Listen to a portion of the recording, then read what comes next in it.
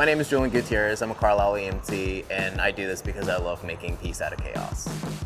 Making it a little bit better for someone already having the worst day of their life. Seeing them get to go home and continue to live their life, small things like that is really what makes this job rewarding. It's important for me to get there fast because time is tissue. There's a lot of medical emergencies out there that are very time sensitive that even being there 2-3 minutes early can make the difference between someone leaving the hospital and coming back home again and someone dying because we didn't get there fast enough. Even though we were going as quick as we could, the system was designed to get us there as quick as we could, but unfortunately, more often not soon enough. We handle a lot of rural communities over the mountain in Perry County. I'm facing responding times of sometimes an hour and 20 minutes just to get somewhere where they're having a medical emergency.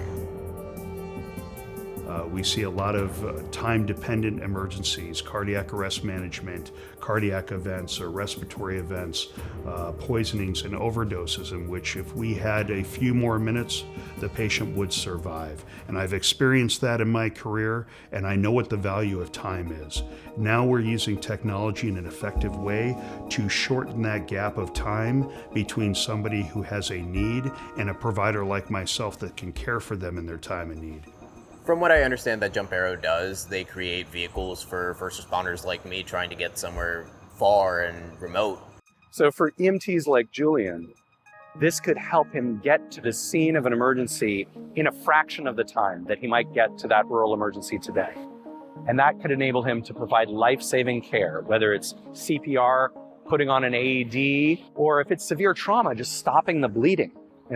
Those sorts of basic EMT skills that they have that save lives. That's what makes the difference, is getting there fast, stabilizing the patient, and you improve the outcomes exponentially.